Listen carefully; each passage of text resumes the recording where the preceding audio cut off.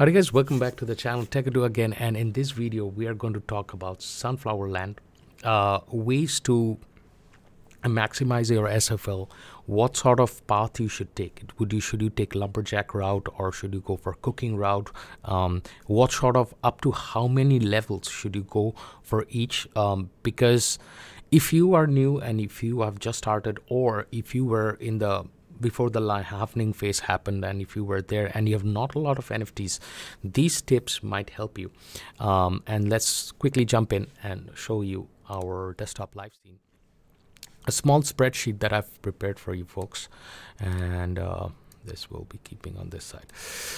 All right, so at first we will be showing you you can take a screenshot of this, or you can visit my Discord. I'll have this linked in my Discord. This article will be available for you in Discord. So these are the current prices of Sunflowerland, in Sunflowerland, after the halvening phase.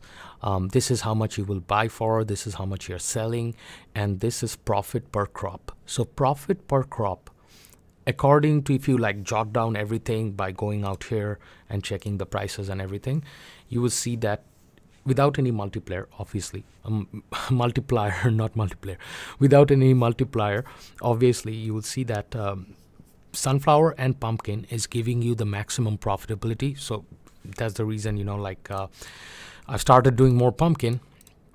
And obviously, just because sunflower is just too time consuming, because literally I'll click everything and everything will be done. But if you are playing this game regularly, sunflower does give you also 2.1 times more profit compared to like other crops. Other crops which are little bit better, I would say, would be carrots. And carrots, you know, like since you have like I have a scarecrow and all that stuff, I've got this bunny, which is the carrot bunny and all that stuff. If you have multipliers, obviously carrot is also going to be really good because it gives you a little bit more multiplier and you can profit more. So these depends upon people, those who have like NFTs, special NFTs for that. But if you do not have any of these special NFTs, sunflower and pumpkin becomes your like one of those top kind of profitability. Apple, blueberry, and orange, these are coming up. So even Kale is not going to give you good profitability if you're just planting the seeds, harvesting it, selling it. If that is the route that you've chosen, this is your profit percentage and all that stuff. Now, what path to choose? Let's go to this. I'm right now level 6. Just started playing this like a month back again. I was not playing it for a long time. So I think the best part right now would be cooking, because remember there's a lot of changes that's coming up. You're going to get a lot of rewards if you reach to the max level. That was posted on Discord, I think so. But go through all the skills and try to take like every time you go a level up, you get a point, and you can add that to the point. So what path should you choose? And that's what we are going to discuss. What path should we choose, right? Now, all of these have got different buildings that you have to build, and only then you can unlock like cakes. And for that you need bakery, you need deli and all that stuff. Why? Because now you have Helios. In Helios, you have a grub shop out here where you can fulfill all the orders one by one, and you can sell your stuff. Like, for example, fermented cabbage is 2.8. You can get like 5 SFL by doing this. You can get 3 SFL by doing this. So and these are all coming up. By the way, if you have not, if you have some SFL lying around, these are some decorative items. It's more of like a burn mechanics for them. But this is the reason I love this game, because they have so much of core burn mechanics. It is super hard in Sunflowerland, which is also super cheap to entry because it was only 5 Matic when I entered. And after that, I probably had spent like maybe like 30 Matic here, round about like 110 Matic. And that's what I've spent like on this game. So it doesn't hurt me compared to like other like games like Rebel Bots and everywhere where I've put our invested money on. But this is actually coming up, so keep an eye on them. this is like exotic plants also, which you can buy. Right now they don't hold that much of a value, but if you want, you can still do this, you know, shiny bean, and these are like plants that you can put. Right now, as of now, they do not have a lot of value, so I would mainly focus on these two, but I would primarily focus on cooking, because that's where you're going to earn more SFL. Also, one more stuff you're going to notice, that you'll see that there is an achievement path, right? It's very interesting that previously this was, I didn't see this, but now as you can see that, you know, like more you harvest and more you play, they are going to reward you. Like for example, if I do 200 cabbages, if I plant 200 cabbages, I'm going to get 0.125 SFL, which is pretty amazing. That it inspires you to whenever you're moving forward, because that is what lacks in like a lot of games already. Sometimes I haven't received 20 stone axes, or 20 axes for like trees and everything. So let's go back again, which is going to be through here to home, and now we're going to choose what sort of, you know, path you want to go. So lumberjack, for example, you do not have any multiplier. I know that I have multipliers up here, which is apprentice beaver and a regular beaver. Foreman beaver would have been ideal because you get like free wood and all that stuff, but I don't have foreman beaver. Price of a foreman beaver is around about $1,000 right now, so it's not feasible, right? So if you do not have this multiplier, each tree, to chop each tree, you have to go to workbench, get a tool, which is an axe. An axe is going to cost you 0.625. Now, for you, you will get less. For me, I will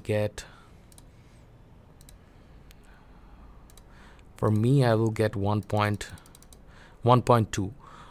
But this used to be 3 before, so now it became like 1.2. So it becomes hard to, those who have played this game, they're like, darn it, we used to get 3 before, now it's 1.2. It becomes super hard.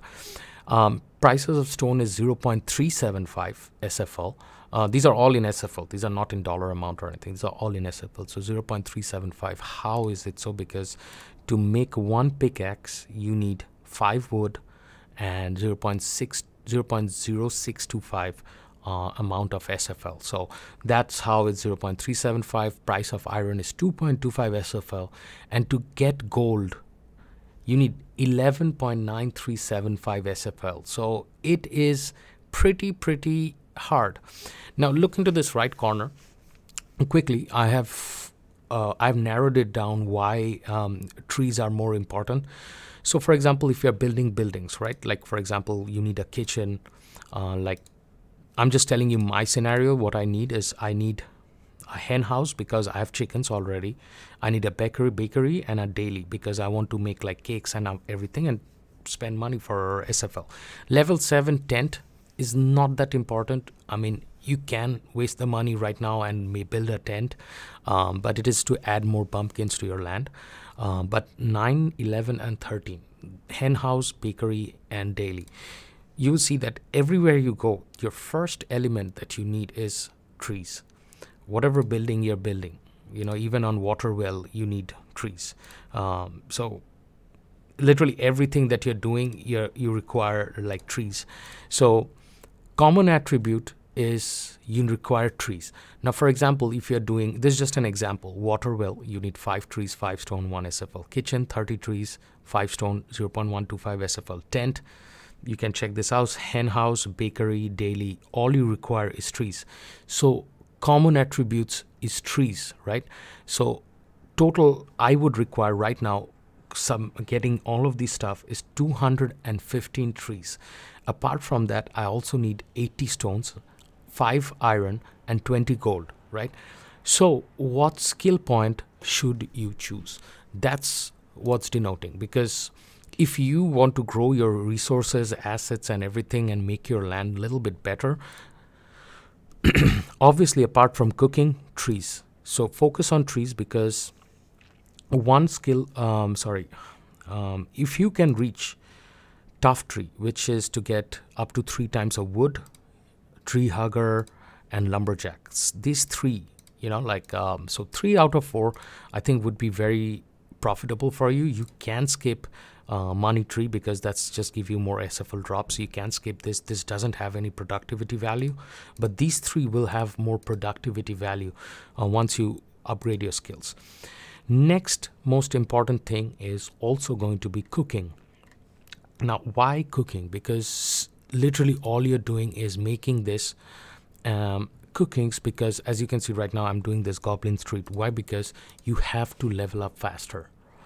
If you do not level up faster, you're going to miss out on making more SFL. So cooking becomes very important.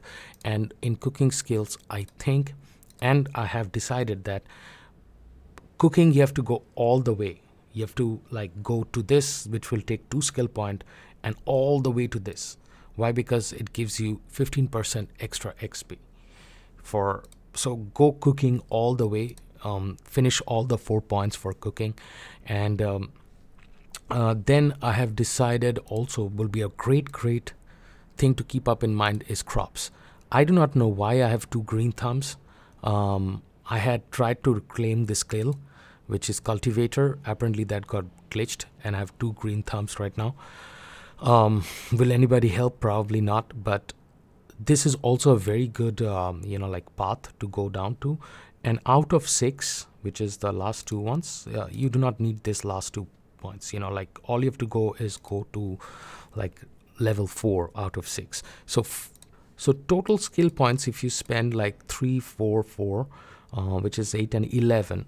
So if you can go all the way, all the skill levels, and if you can go reach 11, and if you spend your level points properly, you can virtually compete with people, those who are having multipliers, which means they've bought expensive NFTs. Obviously, you would not be able to compete with free stuff, which is like beavers giving like free trees and all that stuff. You would not be able to compete with that, but definitely you can keep up with your farm's demand, and that's where again you will start profiting, because that's what we are looking into. Expansion. Should you do it or should you not? This totally depends upon you. For me, I just hate to keep stuff incomplete, so I had to fill up this whole thing, and also I've got a lot of NFTs. Also, I will be getting a lot of buildings or anything. So you can start going for like houses, like plots, like you can buy the plots, because once you buy those NFTs, what is the purpose of making those NFTs if you cannot place it? So do have to make sure you get plots. And do make sure that you do have a gold mine, because the gold mine doesn't drop until and unless you have gone through like 4 or 5 different plots, because I had like 2 plots.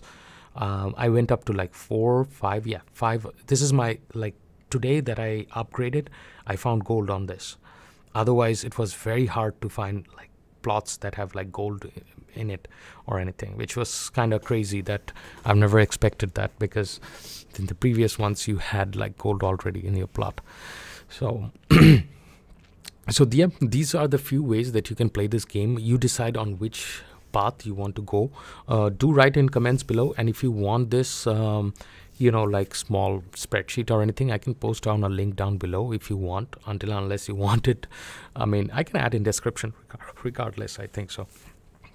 But absolutely remember this, folks, that Sunflowerland is probably the only game in whole Polygon chain right now that has extreme potential, only for the reason is that they took the right steps. Even on a bear market, they are doing amazing. Why am I saying this? Just because, watch this. So let's compare pricing of SFL, Sunflowerland SFL, to other ones. Right now it's at 9 cents, right? Just fell down, but it was at like round about 10 cents or 11 cents. Yeah. So it is averaging like 11 cents, right? Now let's go to one of the biggest games on Polygon, which is PEGAXY, right? SLP, which is their token.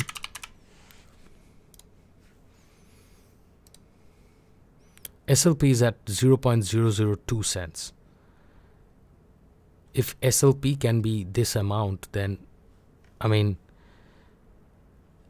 SFL is actually doing way better compared to that. Compare compare any other game in Web3, you're going to see that Sunflowerland probably sitting as one of the best games, if not the best game, probably the best games that people actually are playing. People actually are having fun playing the game, because to play the game, it is very, very, you have to be, it takes a lot of user attention. It's actually fun to play.